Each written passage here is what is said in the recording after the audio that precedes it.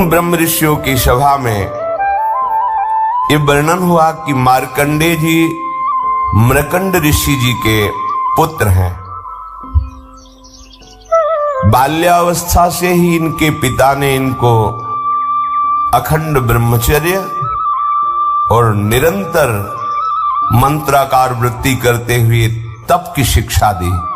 मार्कंडेय जी को मृकंड ऋषि ने जब से सुधि संभाली तो ब्रह्मचर्य का उपदेश किया, जितेंद्रियता का, मंत्राकार वृत्ति करते हुए घोर तपस्या का।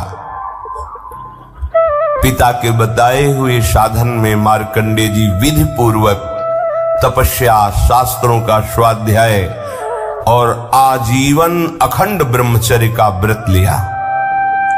सदैव शांत भाव से रहते, सिर पर भारी जटाओं का बोझ रहता, इसलिए उनके शरीर पर जैसे उपटन साबुन आदि का प्रयोग नहीं होता तो जल से फिर धूल जमते जमते मटमैला स्वरूप हो जाता है त्वचा का। तो जैसे राख से ढकी हुई अग्नि, ऐसा उनका स्वरूप। सिर पर भारी जटाएं और वृक्ष की छाल की लंगोटी और हाथ में कमंडल और एक जीव निवारण के लिए दंड, ये साधु का स्वरूप है। वो सदैव काले मृग का चर्म ऐसे धारण किए हुए, कुश की एक ऐसे बनाकर कूची सी, जहां बैठना है पहले छोटे जीवों को हटा देते फिर बैठते। आजीवन ब्रह्मचर्य के लिए बहुत सावधान रहते, प्रातःकालीन और सायंकालीन, और नैष्ठिक ब्रह्मचर्य को प्रातः, मध्याह्न, सायं तीनों काल की संध्याओं में। तो वो तीनों काल की संध्या करते हैं, गुरु वंदना और मानसिक प्रभु का पूजन और निरंतर स्वरूप चिंतन कि मैं वही परब्रह्म परमात्मा हूं, ऐसी आराधना करते। सायं या प्रातः भिक्षा मांग कर लाते, गुरुदेव के चरणों में समर्पित कर देते और हाथ जोड़कर खड़े रहते। गुरुजी की इच्छा होती तो उस भिक्षान्न से उनको कुछ भाग दे देते, नहीं इच्छा होती तो इशारा पाकर उपवास करते हुए भजन करते।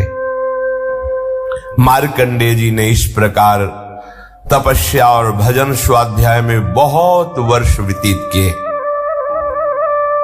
ऐसी आराधना में तन्मय हुए कि उन्होंने मृत्यु पर विजय प्राप्त कर ली, मृत्यु को परास्त कर लिया, जिसको जीतना बड़े बड़े योगियों के लिए बहुत कठिन है।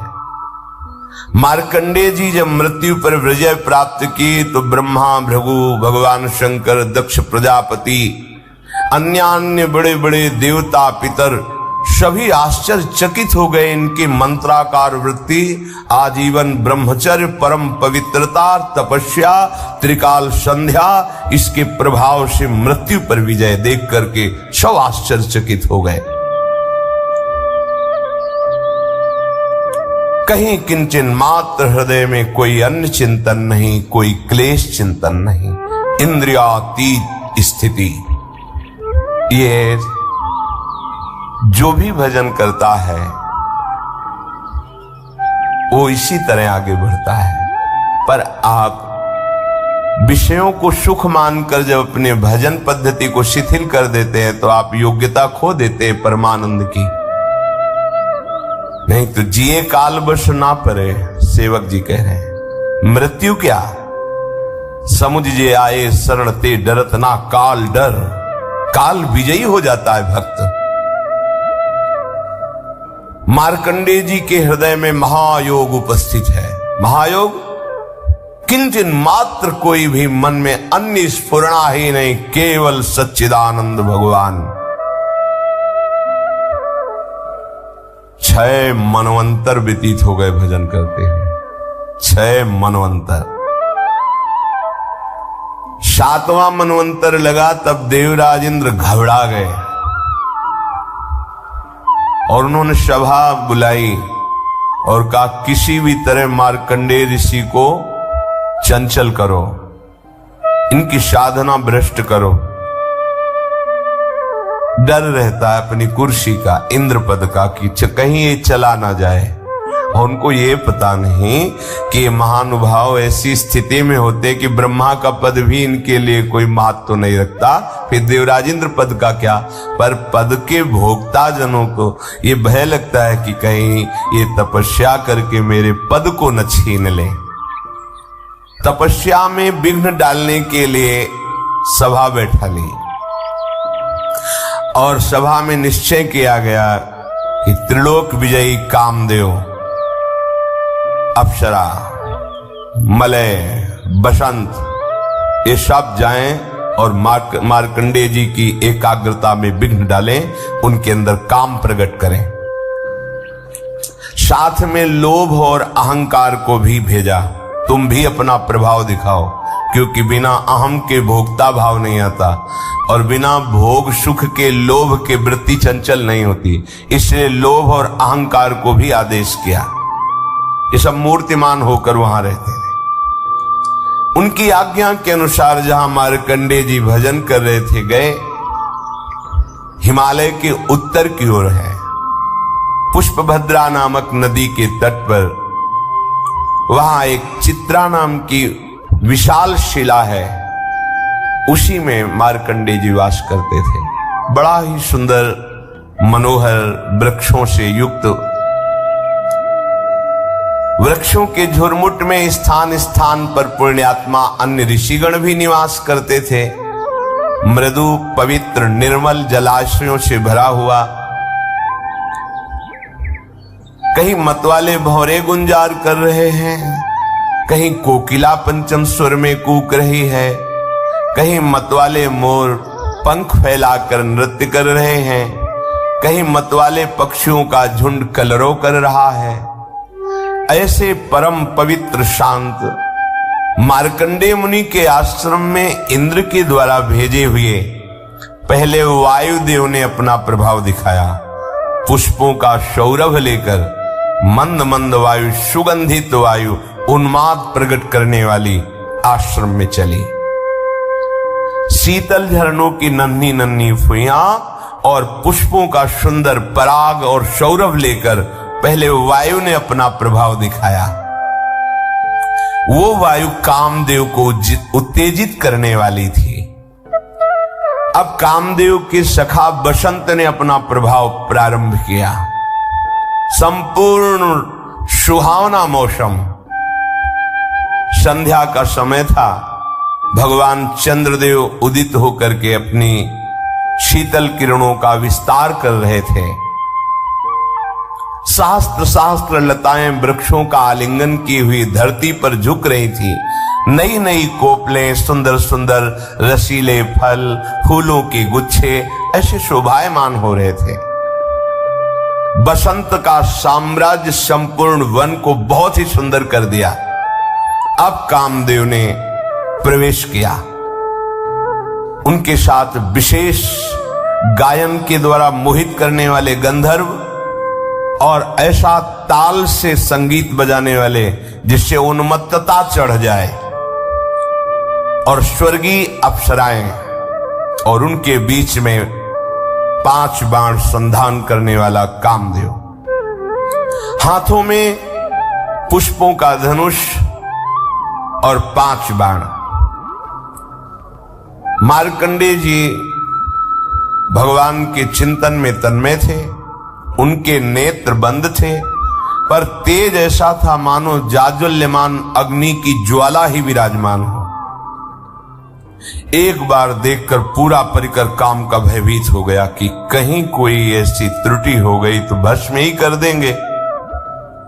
इनको तो पराजित करना देख के ही लगता है बहुत कठिन है। इंद्र ने आज्ञा करी, सब अपना प्रभाव दिखाइए। बहुत ही मनोमोहक उन्माद पैदा करने वाला संगीत बजने लगा। गंधर्वगण मन को लुभायमान करने वाले गान करने लगे और अप्सराएं नृत्य करने लगी। मृदंग, वीणा, ढोल आदि मनोहर स्वर में बजने लगे। कामदेव ने क्रोधित होकर पुष्प निर्मित धनुष पर 5 बाण चढ़ाए। शोषण, दीपन, सम्मोहन, तापन, उन्मादन। जब काम का पहला बाण चलता है तो एक शरीर में विशेष प्रकार की ऐंठन प्रकट होती है, वेदना उद्दीपित होती, दीपन भोग की इच्छा प्रकट होना, सम्मोहन अब इच्छा दृढ़ इच्छा के रूप में प्रकट, अब वो विचार शून्य हो गया, तापन ऐसी आग लगी कि उन्मादन उन्माद चढ़ गया, अब वो रुक नहीं सकता। कोवा मदांधो मदना तुरोवा, ये पांचों बार अपना संधान करके कामदेव ने महर्षि मार्कंडेय जी पर निशाना लगाया। इधर अप्सराएं, गंधर्व, बसंत, लोभ, अहंकार, ये उनके मन पर अपना प्रभाव दिखाना प्रारंभ किए। पुंजिकस्थली नाम की बड़ी ही सुंदर अप्सरा अपने हाव भाव प्रकट करने लगी। मार्कंडेय जी कुछ भी नहीं देख रहे, कुछ भी उनको अभी प्रभाव नहीं पड़ा है, शांत वैसे बैठे। उसने समझा कि अब मैं मार्कंडेय मुनि को जीत ही लूंगी। उस अप्सरा ने, कामदेव ने पांचों बाण मार्कंडेय जी पर प्रहार किए, परंतु इन सब का उद्योग निष्फल रहा। वो जैसे भगवान के चिंतन में थे वैसा ही चिंतन चलता रहा। जैसे किसी अभागे का पुरुषार्थ प्रयत्न विफल जाता है, ऐसे ही कामदेव, बसंत, मलय मारुत, गंधर्व, अप्सरा, लोभ, अहंकार सब का प्रभाव निष्फल रहा। मार्कंडेय मुनि अपरिमित तेजस्वी भगवान के चिंतन में तन्मय थे। बार बार प्रयास किया कामदेव ने, अप्सरा ने, पर उनका चित्त ही बहिर्मुख नहीं हुआ। बहिर्मुख माने मतलब बाहर का दर्शन। अब तो उनकी तपस्या के तेज से सबके हृदय में भारी जलन पैदा हो गई। उनको पता ही नहीं है, पर ये प्रभाव होता है। सब भाग पड़े वहां से, जैसे छोटा बच्चा सांप को देख के भाग पड़े, ऐसे काम, अप्सरा, गंधर्व सब भाग पड़े। मार्कंडेय जी को पता ही नहीं चला, जाना ही नहीं कि कोई आया था, कोई कुछ किया है। निरंतर भगवदाकार होती। ये भजन में ऐसे डूबना चाहिए कि बाहर की परिस्थिति का पता ही न चले, हृदय की ऐसी स्थिति हो जब रत्ती भर भी विचलित नहीं कर सके और किंचन मात्र कोई अहंकार का प्रभाव नहीं पड़ा। जैसे देव ऋषि नारद जी ने लीला में थोड़ा दर्शाया कि काम का प्रभाव तो नहीं पड़ा, पर अहंकार का प्रभाव पड़ गया कि मैं काम विजयी हूं, इसीलिए फिर वो लीला बदल गई। ये भगवान के भजन करने वाले महापुरुषों के लिए कोई आश्चर्य वाली बात नहीं है। ये खास बात है, जो भगवान के भजन में है तो कोई आश्चर्य वाली बात नहीं है। देवराज इंद्र ने देखा कि हमारी सेना तो निस्तेज, हाथप्रभ और क्लेशित होकर लौट आई है। बड़े प्रभावशाली मार्कंडेय जी हैं। उन्हें बड़ा आश्चर्य हुआ और उन्होंने मन ही मन मार्कंडेय जी को प्रणाम किया और क्षमा मांगा। मार्कंडेय जी तपस्या, स्वाध्याय, धारणा, ध्यान, समाधि, चित्त की परम एकाग्रता की स्थिति में थे। अब उन पर कृपा प्रसाद की वर्षा करने के लिए मुनिजन नयन मनोहारी नरोत्तम भगवान प्रकट हुए। इससे ऐसा संकेत मिलता है कि भगवान के दर्शन के पहले आपको बहुत कुछ दर्शन कराया जाएगा। लोक लोकांतर की भोग सुविधाएं, यश, कीर्ति, नाम, प्रतिष्ठा, सिद्धियां, अगर आप इनमें से कहीं भी फंस गए तो समय लगेगा, और अगर नहीं फंसे तो इसी के तत्काल बाद आपको भगवत साक्षात्कार हो जाएगा। भारी विपत्ति या भारी संपत्ति किसी में लुभायमान नहीं होना। महाभागवत भक्त का लक्षण है, त्रिभुवन की राज्य लक्ष्मी देने पर भी आधे पल के लिए, आधे क्षण के लिए अपने प्रभु का विस्मरण ना करना। जीत गए, कोई नहीं परास्त कर सकता। आप हृदय में देखिएगा इस बात को कि जब कोई विकार आपके ऊपर प्रभाव डाल रहा है तब आप भगवत विस्मरण कर रहे हैं। देख लीजिए, उसका काम है, पहले भगवत विस्मरण होगा, पहले रुकेगा भजन, तब वो अपना प्रभाव दिखाएगा। अगर भजन चल रहा है फिर किसी की ताकत नहीं कि आपको परास्त कर सके। भगवान दो रूप में प्रकट हुए, नर नारायण के रूप में। उनमें से नर भगवान का शरीर गौरवर्ण और नारायण भगवान का शरीर श्याम वर्ण। दोनों के नेत्र खिले हुए कमल के समान कोमल, विशाल, करुणा बरस रही है। अद्भुत अजान बाहु, लंबी भुजाएं और मृग चर्म पहने हुए हैं। एक वृक्ष की छाल और एक मृग चर्म, हाथों में कुश लिए हुए हैं। सुंदर यज्ञोपवीत धारण किए, कमंडल, बांस का सीधा दंड धारण किए हुए, कमल गट्टे की माला और जीवों को हटाने के लिए एक वस्त्र की कूंची लिए हुए हैं। ब्रह्मा इंद्र आदि के भी परम पूज्य भगवान नर नारायण ऐसे परम मनोहर रूप से प्रकट हुए कि मानो अनंत बिजलियां एक साथ प्रकाशित हो गई हो। अद्भुत कांति, मूर्तिमान तप का स्वरूप मार्कंडेय जी। तो भगवान ने कहा, प्रिय सम्मान्य ब्रह्मर्षि शिरोमणे, तुम चित्त की एकाग्रता और तितिक्षा, कष्ट सहने की सामर्थ्य को और संयम और मेरी अनन्य भक्ति को प्राप्त करके तुम सिद्ध हो गए हो। चित्त की एकाग्रता और कष्ट सहने का धैर्य और इंद्रियों का संयम और मेरी अनन्य भक्ति, इससे तुम सिद्ध हो गए हो। तुम्हारे इस आजीवन शुद्ध ब्रह्मचर्य निष्ठा को देखकर हम बहुत प्रसन्न हैं। तुम्हारा कल्याण हो। मैं समस्त वर देने वालों का भी वर देने वाला स्वामी हूं, इसलिए तुम्हें जो इच्छा हो मांग लो। मार्कंडेय मुनि ने कहा, देव देवेश शरणागत भयहारी, हे भगवान अच्युत, आपकी जय हो, जय हो, जय हो। हमने तो आपका जो साक्षात्कार पाया, दर्शन पाया, यही दुर्लभ वस्तु हमारे हृदय में थी कि हमें कब प्रभु के दर्शन मिलेंगे। प्रभु, अब हमारे हृदय में कोई इच्छा नहीं रही। आप चाहते हैं कि मैं आपसे मांगूं, तो फिर आपकी आज्ञा का पालन करना चाहिए। तो प्रभु, मैं ये देखना चाहता हूं कि आपकी माया क्या है, संपूर्ण माया को देखना चाहता हूं। ये माया चराचर जगत को कैसे भ्रम में फंसाए हुए है, ये मैं देखना चाहता हूं। इससे आपकी आज्ञा का पालन भी हो जाएगा। मार्कंडेय जी ने जब ऐसा कहा तो भगवान हंस पड़े, क्योंकि जब कोई मिला है तो यही मांगा है कि कभी माया अब हमें फंसाए ना, हमारे सामने ना आवे।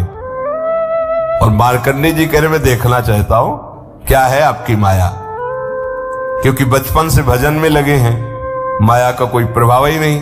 तो क्या है आपकी माया, मैं देखना चाहता हूं। भगवान हंसते हुए कहा, ठीक है, ठीक है, ऐसा ही होगा, तुम देख पाओगे मेरी माया को। इसके बाद भगवान अंतर्धान हो गए।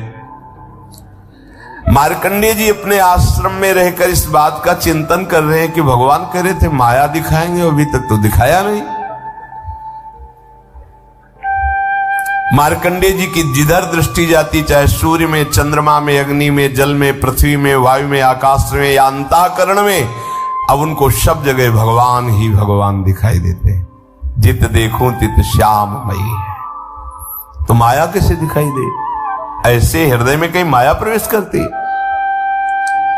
कभी कभी उनकी प्रेम ऐसी दशा हो जाती है, अश्रु प्रवाह करते हुए जोर जोर से भगवान को पुकारते, इतना प्रेम में डूब जाते कि अब आगे की दिनचर्या क्या है होश ही नहीं, क्या करना है कैसे करना है कुछ सुधी नहीं।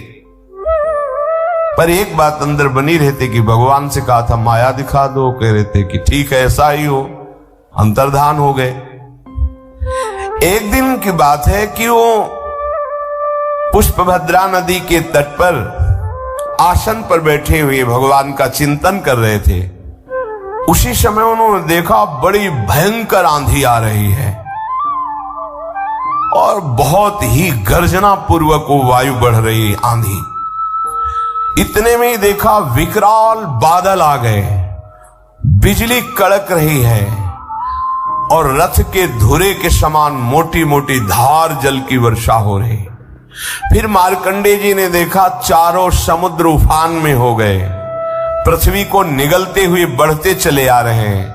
आंधी के वेग से समुद्र में बड़ी बड़ी तरंगे, बड़े भयंकर भंवर और ऐसी जल की भयंकर ध्वनि की कान फाड़े डाल रही और विशाल विशाल बड़े बड़े मगरमच्छ मुंह खोले उस जल पे ऐसे।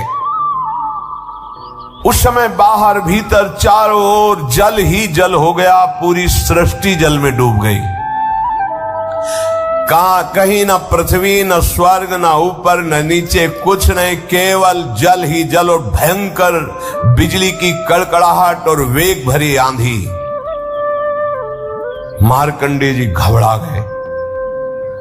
जल प्रलय वाले स्वरूप में, जैसे महाप्रलय में जल की स्थिति होती, उद्भिद स्वेदा जंडा जरायु सब प्राणी जल में डूब गए। मार्कंडेय जी भयभीत उदास हो गए। देखो जहां स्वयं माया का प्रवेश नहीं हो सकता वहां माया धीश के संकल्प से माया का प्रभाव। अब प्रलय समुद्र की भयंकर लहरें आंधी के वेग से जलराशि से बहुत ऊंचे तक उछल रही है। प्रलय कालीन बादल बरसते ही जा रहे हैं। दीप वर्ष पर्वतों के साथ सारी पृथ्वी समा गई, जल ही जल। पृथ्वी अंतरिक्ष स्वर्ग ज्योतिर्मंडल ग्रह नक्षत्र तारा दिशाएं तीनों लोक जल में। बस उस समय केवल महामुनि मार्कंडेय जी बचे हुए हैं, अपने आसन पर बैठे हुए, सब जल ही जल। अब भागे कि कहां जाऊं, ये तो बहुत बड़ी तरंगे समुद्र की हमको भी डुबा देंगी। आसन जे ही छोड़ा प्राण बचाने के लिए भागे, तरंगों ने उनको घसीट लिया जल में। अब बड़े बड़े मगरमच्छ टूट पड़े मार्कंडेय जी के ऊपर। बड़े बड़े तिमिंगल मच्छ उनको लील रह गए। हवा का झोंका थपेड़े फिर उलट गए, जल में आ गए, फिर भटक रहे हैं, बेहोश हो रहे हैं, थक रहे हैं। तरंगों में कभी आकाश के समान उछलते, कभी नीचे चले जाते हैं। भयानक दुख। जल के जितने भयानक जंतु, कोई निगल जाता है, कोई उगल रहा है, कोई घसीट रहा है उनको, कोई नोच रहा है, कभी किसी का शिकार बन जाते हैं। बहुत शोकग्रस्त, मोहग्रस्त, दुख ही दुख, अपार दुख, कहीं इतनी शांति नहीं, कोई विचार नहीं, बस हाहाकार मचा हुआ है। कभी देखा मैं मर गया, कभी देखा फिर पैदा हो गया, कभी देखा भयंकर रोग। मार्कंडेय मुनि अब भगवान की भी याद नहीं कर पा रहे, इतनी थपेड़े, इतना भयंकर दुख। यही है, भटकते भटकते जलराशि में सैकड़ों हजारों नहीं लाखों करोड़ों वर्ष व्यतीत हो गए। मार्कंडेय मुनि प्रलय के जल में सैकड़ों हजारों करोड़ों वर्ष व्याकुल हुए, ऐसा व्याकुल हुए अब क्या होगा। तो देखा उस जलराशि में एक टीला है छोटा सा, और उसमें एक बरगद का पेड़ है और उसके हरे हरे पत्ते और लाल लाल फल शोभायमान है। बरगद के पेड़ में ईशान कोण पर एक डाल है, उसमें एक पत्तों का सुंदर दोना है और उस दोने पर एक नन्हा सा शिशु लेटा हुआ है। उसके शरीर से ऐसी उज्जवल छटा छिटक रही है जिससे आसपास का अंधकार दूर हो रहा है। उस शिशु के मरकतमणि के समान श्यामला शरीर, बड़ा सुंदर मुखारविंद, सौंदर्य फूट पड़ रहा है। गर्दन शंख के समान उतार चढ़ाव वाली चौड़ी छाती, सुंदर नाक, मनोहर भौहें, काली घुंघराली अलकें और श्वास लेने पर हिलती हुई अलकें। कानों में सुंदर कुंडल, ओंठों की बड़ी ही सुंदर कांति, और वो बालक देखकर मुस्कुरा रहा है।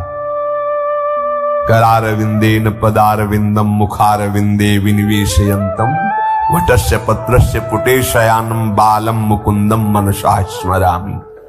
भगवान बाल मुकुंद देखकर मार्कंडेय जी के घबराहट को मुस्कुरा रहे हैं,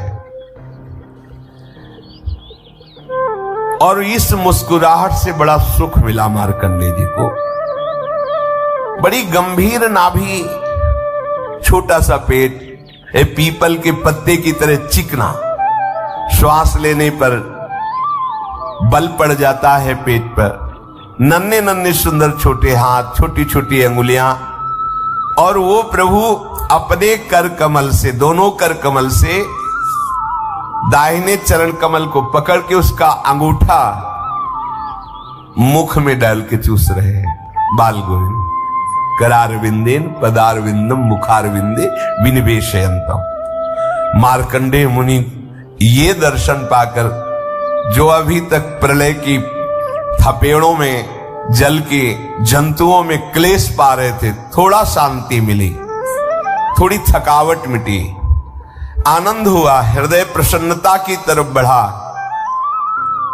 अब मन में सोचने लगे कि ये बालक इतनी प्रलयकालीन जलराशि में बट वृक्ष के पत्ते के दोने में कैसे विराजमान है। तो सोचा चलो तैर कर इसके समीप चलते हैं, इससे कुछ पूछते हैं। तो अभी समीप पहुंच ही नहीं पाए थे कि शिशु ने ऐसा श्वास लिया कि मार्कंडेय जी उनके श्वास के साथ पेट में चले गए। जैसे अपने लोग लंबी सांस लें, कोई मच्छर आ जाए तो फिर सीधे ही चला जाएगा, ऐसे ही मार्कंडेय जी अंदर चले गए पेट में। और पेट में जाके देखा तो फिर वही आश्रम, उसी आसन पे बैठे, फिर वही प्रलय की जल राशि, वही वर्षा पेट के अंदर। अब विचित्र दृश्य देखकर आश्चर्यचकित हो गए। वो विचार नहीं कर पा रहे कि बाहर वाला दृश्य और अंदर वाला दृश्य क्या है। वही अंतरिक्ष, ज्योतिर्मंडल, पर्वत, समुद्र, द्वीप, वर्ष, दिशाएं, देवता, दैत्य, वन, देश, नदियां, नगर, खाने, ये सब का सब भगवान के उदर में देखा। मैया को भी दिखाया था। लालजू महाराज से कहते, दाऊ दादा ने कहता ने मिट्टी खाई, मुख खोल, छड़ी लगे, खोल मुख। मैंने नहीं खाई। वो खोल तो सोच रहे काहे को मुंह खोले, मैया डर जाएगी। दिखा अनंत ब्रह्मांड भगवान के, कहां तक कहें संपूर्ण विश्व अंदर पेट में परम सत्य दिखाई दे रहा है मार्कंडेय जी को। फिर दिखाई दिया कि हिमालय पर्वत, पुष्पभद्रा नदी तट पर आश्रम, वहां ऋषि और वहां मैं भी बैठा हूं। वो सोच रहे हैं कि सत्य क्या है, बाहर वाला आश्रम, प्रलय की जलराशि या अंदर, ये सब ऐसा सोच ही रहे थे कि फिर श्वास बाहर छोड़ी तो फिर उसी प्रलय वाले जल में बाहर आ गए। फिर वही बड़े बड़े मगरमच्छ उनको बाहर से देखा तो फिर वही वृक्ष टीले पर दिखाई दे रहा है, और उस बालक की मंद मुस्कान, प्रेम भरी चितवन। मार्कंडेय जी इंद्रियातीत भगवान की इस मायामय वैभव को देखकर बहुत घबरा रहे हैं। सोचा अब इस बालक को ही हृदय से ऐसे पकड़ लेंगे, क्योंकि इसके दर्शन से सुख मिलता है। तो मुझे ये जो भय प्राप्त हो रहा है हट जाएगा। भगवान केवल योगियों के नहीं, स्वयं योग के भी स्वामी हैं। सबके हृदय में भगवान छुपे हुए हैं। कोई भजन करके ही उनको ढूंढ लेता है, बाहर नहीं, हृदय में भगवान है। मार्कंडेय मुनि प्रयास करने लगे भगवान के समीप पहुंचने का पुनः, तो भगवान अंतर्धान हो गए। न वो टीला है, न वो वृक्ष है, न वो बालक है, वही जलराशि। जैसे अभागे पुरुष का प्रयास असफल हो जाता है, ऐसे मार्कंडेय जी का ये प्रयास कि भगवान का आलिंगन कर लूं, हृदय से लगा लूं, निष्फल हो गए। तत्काल इतनी घबराहट पैदा हुई, पुकारा, हे हरि मेरी रक्षा करो, मुझे बचाओ। आंख खोला तो देखा एक बूंद पानी नहीं, आश्रम में कुछ आसन पे बैठे हैं, कुछ नहीं। कल्पों व्यतीत हो गए, कुछ नहीं, अभी तो आसन से भी नहीं उठे हैं, एक बूंद पानी नहीं। कोई कपड़ा ऐसे भी देख रहे हैं कि कहीं कुछ गीला, कुछ नहीं। यह है भगवान की माया। इसी को भगवान शिव कह रहे, उमा कहूं मैं अनुभव अपना, अपना अनुभव कह रहा हूं। सत हरि भजन जगत सब सपना। मार्कंडेय जी को माया ने क्या दिखा दिया? महाप्रलय, और पानी एक बूंद नहीं, सत्य एक भी नहीं, और दिखा क्या क्या दिया? यही है, यही है। गो गोचर जहां लगू मन जाई, सो सब माया जानो भाई। ये मेरा, ये तेरा, ये अच्छा, ये बुरा, कुछ नहीं। बोध संपन्न भगवान शिव कह रहे हैं, उमा कहूं मैं अनुभव अपना, सत हरि भजन। और ये सब सपना। सपना में क्या होता है? बहुत मारने वाले मिले, बहुत सजाने वाले मिले, बड़ी बाजार मिली, दुकान, परिवार, लड़का, बच्चा और जगह कुछ नहीं। 100 में 100% झूठा, कुछ नहीं। सच्ची मानो, 100 में 100% झूठा, 1% भी सत्य नहीं। सत्य है तो भगवान है, ये नानात्व नहीं है। इसीलिए ब्रह्मसूत्र कहते हैं, ब्रह्म सत्यम जगन मिथ्या। मार्कंडेय जी जब देखा कि आश्रम पे खड़े हुए भगवान को बार बार प्रणाम कर, दंडवत शुरू कर, प्रभु प्रभु बस आपसे अब ये मांगता हूं, कभी ये माया मत दिखाना। अच्छे अच्छे को ब्रह्म, अच्छे अच्छे को ब्रह्म। एक बार सुदामा जी समुद्र स्नान करने द्वारिकापुरी में द्वारिकाधीश के साथ गए। बोले, प्रभु सुनते हैं आपकी माया बड़ी विचित्र है, ये है क्या माया? भगवान ने कहा, स्नान कर लेते, फिर आराम से बैठ के बात करेंगे। गए समुद्र में डुबकी लगाई। जो डुबकी लगाई तो एक नगर में पहुंच गए। वहां स्वयंवर हो रहा था। राजा ने देखते कि अरे तो श्री कृष्ण मित्र सुदामा है, चरण वंदना की। कहा, ओ भाग्य, हमारी पुत्री के लिए आप जैसा वर कहां मिल सकता है। ब्याह रचना हुई, महल में रहने लगे, बहुत वर्ष व्यतीत हुए, कई लड़का बच्चा हो गए। अब पत्नी मर गई तो जैसे अपने यहां था ना कि पातिव्रत धर्म से युक्त वो सती आदि का पूर्व में जैसा, ऐसा वहां था कि पत्नी मर जाए तो जबरदस्ती पति को जलाया जाता था उसकी शव के साथ। यहां जबरदस्ती तो नहीं था, वो अपने पातिव्रत धर्म के प्रभाव से योगाग्नि में, चिता में भस्म होती थी। पर वहां का नियम था जबरदस्ती, तुम चाहो या न चाहो, पत्नी मर गई तो उसके साथ तुम्हें भस्म होना पड़ेगा। सुदामा जी से कहा, हमारे यहाँ की रीति है बाप, तो उनको चिता में डालने के लिए 100 के साथ जब बांध दिया गया तब पुकारा, अये परम प्राण प्यारे मित्र श्री कृष्ण मुझे बचा लो। जब भी पुकारा तो भगवान ने इसे उठाया, बहुत लंबी डुबकी लगा लिए, उठो। बोले, प्रभु, बोले हाँ, कुछ सेकंड से हम देख रहे हैं तुम उठ ही नहीं रहे हो।